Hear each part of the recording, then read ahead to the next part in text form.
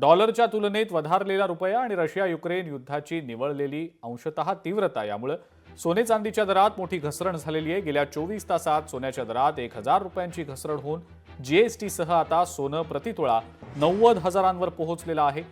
तर चांदीच्या दरात 2000 रुपयांची घसरण झालेली आहे। चांदी सध्या प्रति किलो 1,01,000वरनं आता 99,000 रुपये प्रति किलो इतकी झालेली आहे।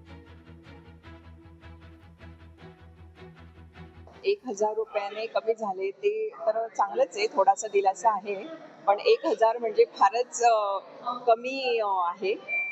सर्वसामान्यांसाठी ही रक्कम म्हणजे लग्नात द्यायला घ्यायला जे लागतं ते फार जास्त होऊन जाते।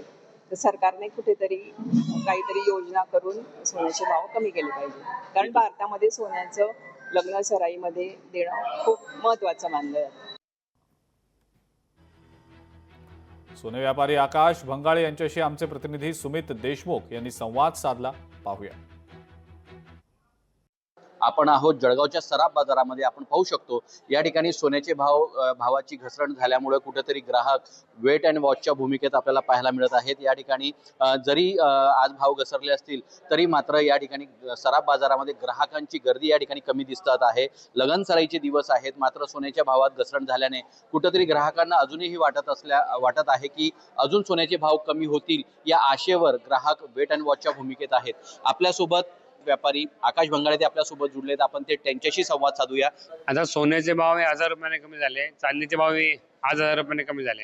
याच्या मागचं कारण जे टॅरिफ रेट्स जे लागणार होते त्यात असं म्हटलं जातं की त्यात थोडी एक शिथिलता भेटेल, तर त्याच्यामुळे त्याचा इफेक्ट गोल्डवरती पडलाय आणि अचानक भाव 1000 रुपयाने कमी झालेले आहे।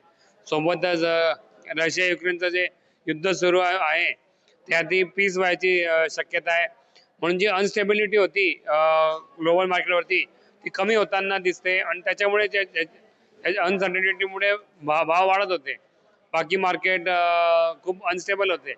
कुठेतरी स्टेबिलिटी भेटल्यामुळे इन्व्हेस्टमेंट जी गोल्डमध्ये आली होती सगळी ती परत डायव्हर्ट होते हळूहळू आणि आज सोन्याचे भाव 1000 रुपयाने कमी झाले। साधारणतः कितीपर्यंत भाव घसरण होण्याची शक्यता आहे, वाढले तर कितीपर्यंत वाढतील? आता सोन्याचे भाव हे 85,000 पर्यंत खालती याची शक्यता आहे आणि जर रेसिप्रोकल टॅरिफ जर लागू झाले तर हेच भाव 93,000च्या वरती जायची शक्यता आहे। आगामी काळात सोन्याचे भाव वाढतील की कमी होतील याकडे पाहणं आता गरजेचं ठरणार आहे। सुमित देशमुख, लोकशाही मराठी, जळगाव। लोकशाही मराठी, ऐका, पहा, जागरूक रहा।